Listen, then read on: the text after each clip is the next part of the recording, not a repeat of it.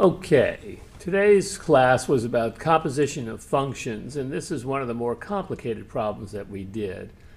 Here we have the g of n and the h of n, and we're looking for the g of the h of n.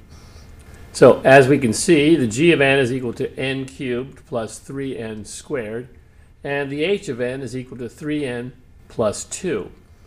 Now, we're doing the g of the h of n. So the first step is to figure out what the h of n is. Well, we don't have any hard numbers, so we can only deal with the variable, or the equation, which is 3n plus 2. So the g of the h of n, first part, get the h of n, that's 3n plus 2. Now what we need to do is get the g function for it.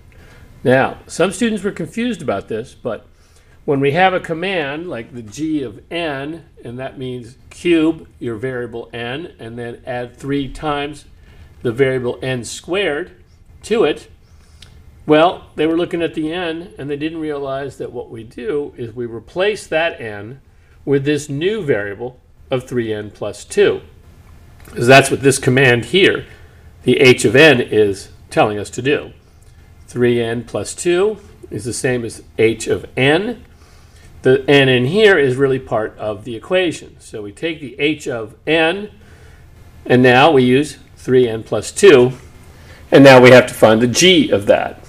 So we take the 3n plus 2, and our command is do n cubed plus 3n squared. Take 3n plus 2, cube it, 3n plus 2 cubed, because the first part of the g of n is to take the variable and cube it. And then 3 times our new variable, which is 3n plus 2, squared. 3 times 3n plus 2 all squared. Now let's do the math. The cubing is the first part we'll do. Then we'll follow it with the 3 times 3n plus 2 squared. All right.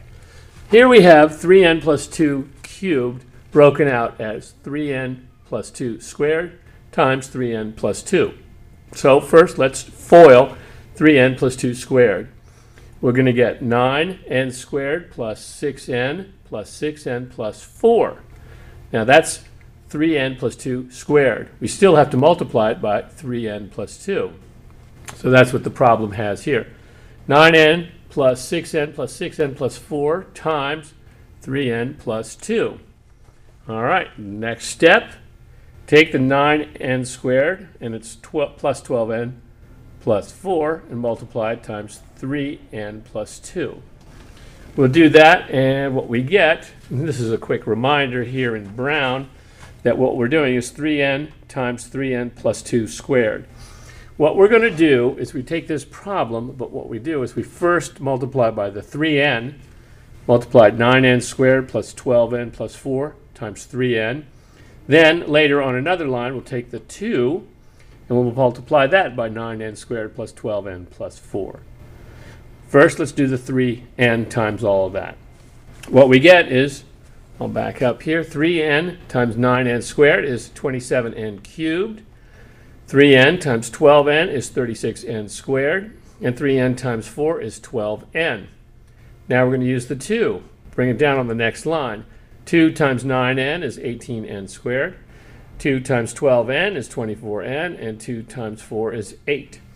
Now we have 2 lines, and this is the quick reminder that what we did was we broke it apart, 3n times 3n plus 2 squared, and 2 times 3n plus 2 squared, giving us these 2 lines, and we're going to add them up.